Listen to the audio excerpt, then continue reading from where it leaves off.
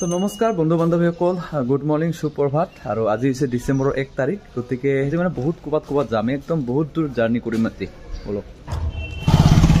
কপিলি কপিলি ৰাং ঢালি ছোৱালী মহিমা বুজাই টান। আৰু আহি পালো কপিলি নদী। এয়া চাওক কপিলি নদী, এইখনে হৈছে কপিলি নদী। চাওক ছোৱালীৰ মহিমা বুজাৰ টান, আৰু এই কপিলি নদীৰ মহিমা বুজা টান। চাওক এই মানে কপিলি নদী চাওক। এই চাওক বজাৰ, ইয়াতে কপিলি নদীৰ ওচৰতে এখন বজাৰ আছে, গোবৰ্ধন বজাৰ। চাগে পুৰা বজাৰ লাগি আছে ইফালে চাওক। আৰু সেইফালে আকৌ শাকো, আৰু এইখন চাৰিওফালে পাহাৰৰ দৃশ্যবিলাক চাওক, কি ধুনীয়া মজা লাগিছে চাওক।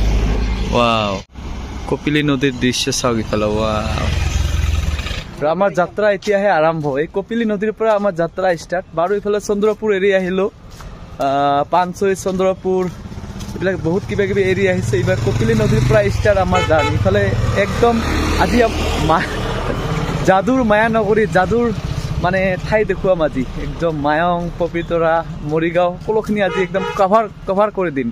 একদম ভিডিঅ'টো শেষলৈকে চাই থাকিব বন্ধু বান্ধৱীসকল। আৰু এয়া আহিছে কপিলি নদী চাওক। আৰু কিছু দূৰ আহি আমি এয়া পালোঁ গণেশ মন্দিৰ। গণেশ মন্দিৰটোৰ ভিতৰত যাওঁ আৰু আপোনালোকক দেখুৱাওঁ। এয়া হৈছে, আৰু ইয়াতে লিখা আছে মায়ং জিলা, পশ্চিম মায়ং। জয় বাবা গণেশ। আৰে জয় বাবা গণেশ। নমস্কাৰ নমস্কাৰ।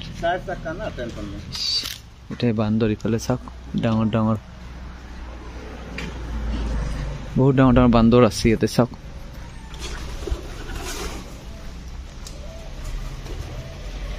গণেশ মন্দিৰ, গণেশ মন্দিৰটো চাওক, ইফালেও আছে।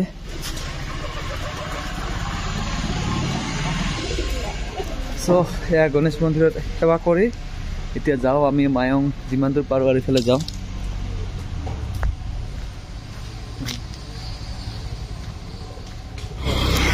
কহুৱা বন মোৰ শান্ত মন, আল ফুলে নাৰে নাৰে নাৰে নানা। এই চাওক, অ মাই গড, এইখন এখন ৰিজৰ্ট হয়। ৰিজৰ্টখনৰ নাম কি বাৰু? এই প্ৰশান্তি না কি? ৰিজৰ্টৰ মানে সন্মুখতে আছে। এয়া চাওক কহুৱা, কি ধুনীয়া একদম। চা না, মজা লাগিছে কহুৱা। ৰিজৰ্টখনৰ ভিতৰত নাযাওঁ বাৰু, কিন্তু কহুৱাখিনিকে মোক ভাল লাগিছে। ৰ'ব, ইয়াতে মানে ভাবিলোঁ এবাৰ এটা ফটো উঠি লওঁ।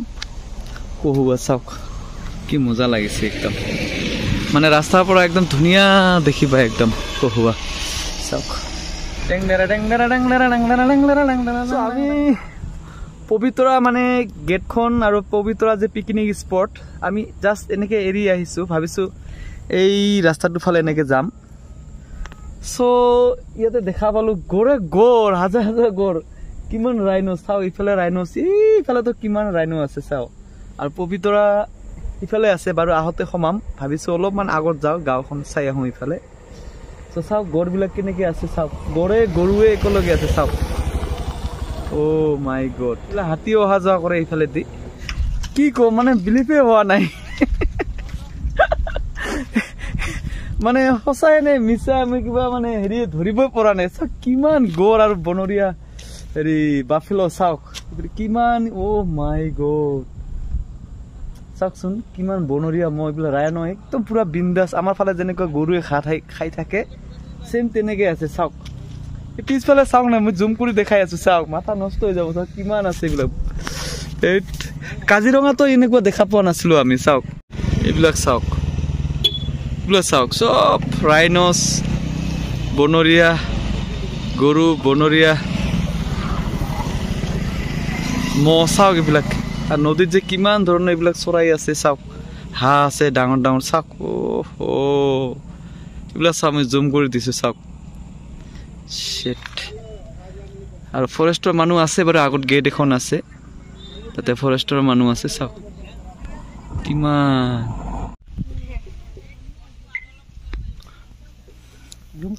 সব ৰাজহাঁহ যেখন ৰে,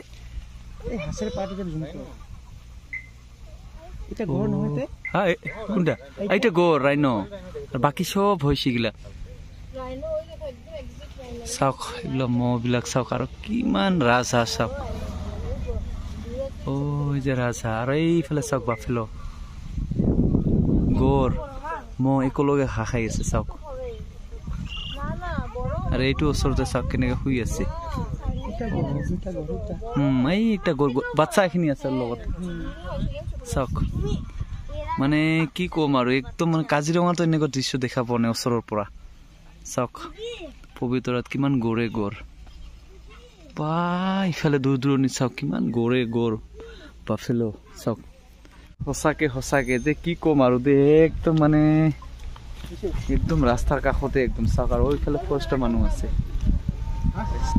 আগত যাম আৰু যিমান দূৰ পাৰো এই ৰাস্তাৰ কাষতে এইফালে পবিতৰা নাজাৰা চাওক একদম আমি ওচৰৰ পৰা দেখা পাই আছো এইবিলাক বনৰীয়া মহ চাওক কিমান ডাঙৰ ডাঙৰ শিং আৰু এইফালে ৰাজহাঁহ কিমান ডাঙৰ ডাঙৰ ৰাজহাঁহ চাওক ইফালে একদম ওচৰৰ পৰা আমি 2 বছৰ আগতে কাজিৰঙাত গৈছিলো আমি তো এনেকৈ ওচৰৰ পৰা ৰাজহাঁহ বা বাফেলো আৰু ৰাইনছ দেখা পোৱা নাছিলো কিন্তু আজি চাওক পবিতৰাত আহি একদম ওচৰৰ পৰা দেখি আছো চাওক তো এতিয়া আৰু আগলৈ যাওঁ কিমান দূৰ যাব পাৰো আৰু ইয়াত মানুহ পুৰা ৰাস্তাৰ পৰা চাই আছে একদম ইফালে পবিতৰাৰ দৃশ্যবিলাক চাই আছে ৰাস্তাৰ মানুহবিলাক একদম চাওক কিমান দূৰ যাব পাৰো ইফালে কি আছে আৰু দেখাবলৈ চেষ্টা কৰিম আৰু এতিয়া আমি পবিতৰাৰ অলপ ভিতৰত আহিলো ভিতৰ সাইডত এতে গৰঙা কি হাতীগড় না হাতীগড় গৰঙা মন্দিৰ তো এয়া গৰঙা মন্দিৰত দৰ্শন কৰিম এতিয়া চাওক আৰু মন্দিৰটোৰ বেক সাইডতে এটা নদী গৈছে নদীটো কপিলে নদী নেকি হয় নদীটো কপিলে নদী গৈছে একদম গৰঙা মন্দিৰ বেক সাইডেদি সো মানে এইবিলাক ঠাই আজিলৈকে যে ফাৰ্ষ্ট টাইম আহিছে এইবিলাকত ঠাই খুবেই ভাল লাগি আছে একদম আৰু ইফালে বহুত দূৰ ভিতৰত গৈছোঁ গাঁৱৰ ভিতৰত আৰু এতিয়া মন্দিৰটো বৰ্তমান বন্ধ হৈ আছে বাৰু মই ইয়াৰ পৰিৱেশখিনি দেখুৱাম আৰু বেক সাইডৰ হেৰিখিনি দেখুৱাম বাৰু গৰঙা মন্দিৰ বুলি কয় মন্দিৰটো বিষ্ণু মন্দিৰ হয় চাওক মই ফাৰ্ষ্ট টাইম মন্দিৰটো দেখুৱাম এয়া চাওক মন্দিৰৰ পৰিৱেশ গাঁৱৰ ভিতৰত এনেকুৱা মন্দিৰ দেখিলে সঁচা কিবা এটা মানে আনন্দ লাগে আৰু দেই কিবা এটা মানে ভাল লাগে কিন্তু মন্দিৰটোৰ বিষয়ে বাৰু একো নাজানো ইয়াত তেনেকুৱা ধৰণৰ কাৰোবাক যে হেৰি কৰিম তেনেকুৱা আৰু ইয়াৰ বেক সাইডত এয়া নদীখন কপিলি নদী এয়া চাওক পিছফালৰ পৰিৱেশ চাওক আৰু ইয়াত চাগে পিকনিক স্পটো আছে নেকি এয়া চাওক কপিলি নদী ৱাও একদম মন্দিৰৰ কাষতে চাওক বা মাছ মাৰি আছে এইফালে চাওকচোন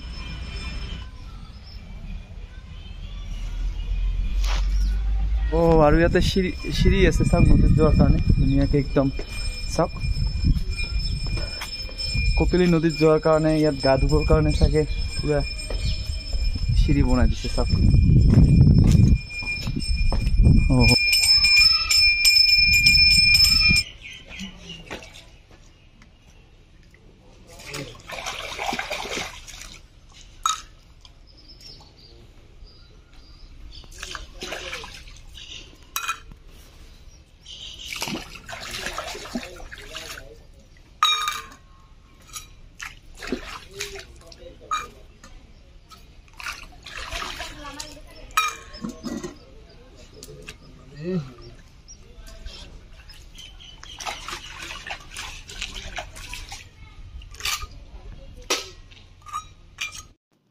আৰু ফাইনেলি বন্ধু বান্ধৱীসকল পবিতৰা অভয়াৰণ্যৰ মেইন জাগাত আহি পালোঁ মানে ইয়াতে আপোনালোকে আহিলে চাফাৰী কৰিব পাৰিব এয়া চাওক জিপচি চাফাৰী আছে আৰু চাফাৰী আপোনালোকে পে' কৰিব লাগিব মাত্ৰ 1800 টকা কৰিলে গোটেই ঘূৰাব চ' আমি জানুৱাৰীত নিশ্চয় আহিম এতিয়া মেইন পবিতৰা গেটৰ পৰা আহিলোঁ আমি পবিতৰা গাড়ী চাফাৰী কৰিলে 1800 টকা লয় ন 1800 টকা লয় আৰু টাইমো অভাৰ হৈ গ'ল আজি বেলেগ দিনাখন আহিম 5-6 জন এটা গ্ৰুপ আহিম আমি ধুনীয়াকৈ চাফাৰী কৰিম একদম পবিতৰাখন দেখুৱাম আপোনালোকক এতিয়া বলক এতিয়া যাওঁ গুৱাহাটী আৰু এয়া চাওক গাঁওখন কি ধুনীয়া লাগিছে একদম এই গাঁৱৰ মাজেদি যাব লাগিব একদম পবিতৰা চ' আমি মায়ং তিনিআলি বজাৰ এৰি আহিলোঁ ইফালে যাম বুলি ভাবিছিলোঁ আৰু নাযাওঁ আজি টাইম অভাৰ হৈ গ'ল ইফালে বা কি আছে ডক্টৰ আগত কি পাম হা জাগিৰোড ইফালে জাগিৰোড আছে ইফালে নাযাওঁ আৰু ইয়াতে ঘূৰিলোঁ সমাপ্ত কৰিলোঁ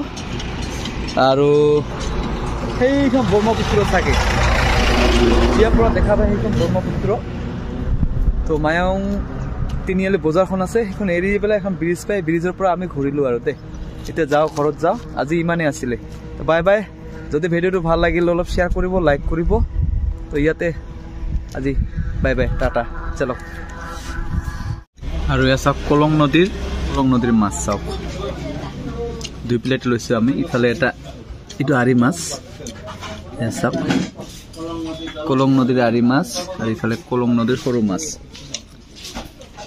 আচলতে হোটেলখনৰ নামে হৈছে কলং নদীৰ মাছেৰে এসাঁজ কলং নদীৰ মাছেৰে এসাঁজ খালোঁ এই দাদাৰ হোটেলত আচ্ছা দাদা আৰু কি মাছ পায় ইয়াতে মোটাত আপোনাৰ বৰিয়ালা মাছ চেলকলি মাছ আৰি চিতল ৰৌ হয় নেকি ৰৌটো মানে কলং নদী নাপায় এইটো মিছা কথা কৈ লাভ নাই বকুৱাটো মাজে মাজে পায় আচ্ছা আৰু চিতল আৰি এইবিলাক বৰালি এইবিলাক কম্পালচাৰি পায় বৰিয়ালা মাছ চেলকলি এইটো সৰু মাছটো এইটো আপুনি মানে একদম পায়ে থাকিব এইটো আৰু মিক্স নহয় এইটো আপোনাৰ সৰু মাছটো পাব মই আৰি মাছ খালোঁ আৰি আৰু এইটো কি বুলি কয় এইটো বৰিয়ালা মাছ এইটো ডাঙৰ চাইজটো ইয়াৰে সৰু এটা আছে ডাঙৰ এটা আছে এইটো সৰুটো এইটো ডাঙৰটো খাইছে আপুনি এনেকুৱা মানে নদীৰ মাছ একদম ডাইৰেক্ট হোটেলত পোৱাটো খুবেই টান নাই টান মানে মই আপোনাক কৈছোৱে কথাটো যে এনেকুৱা মাছ মই যিবিধ আপোনাক দেখাইছো যিকোনো হোটেলত সেইটো কম্পালচাৰি বনাব নোৱাৰে কাৰণ আমি নদীৰ ওচৰত থকা বা আমি ধৰক কিছুমান জালুৱাৰ পৰাও মাছ কিনি আনো জালুৱাই যেতিয়া আনো এই মাছটো কিমান দাম কেনেকুৱা আমি মেনেজ কৰিব পাৰোঁ আৰু আমি যোনটো দিছো এইটো থালি কোনোবা এটা ৰেষ্টুৰেণ্টত ইমান কমত দিব নোৱাৰে একদম বঢ়িয়া কমত আমি ধৰক মাছৰ পিচটো যদি আপোনাৰ ধৰক 80 টকা কিনা পইচা আমি 20 টকা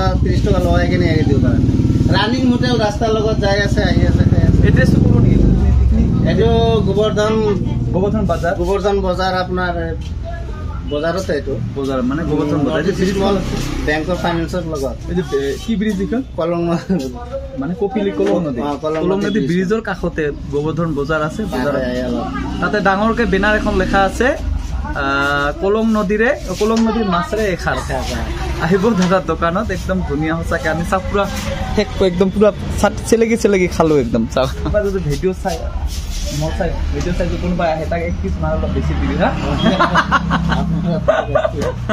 ঠিক আছে আৰু পবিতৰাৰ পৰা উভতি আহোঁতে দেখা পালোঁ চন্দ্ৰপুৰ নিম্ন বুনিয়াদী বিদ্যালয়ত এটা প্ৰগ্ৰাম হৈ আছে মহাৰাজত জয়ন্তী বৰ্ষ উদযাপন বলো এবাৰ ভিতৰত চাই আৰু আজি শেষ অন্তিম দিন তথাপি অলপমান দেখাম ইয়াতে কিবা সাংস্কৃতিক ইয়াতে কিবা অনুষ্ঠান আৰম্ভ হৈ আছে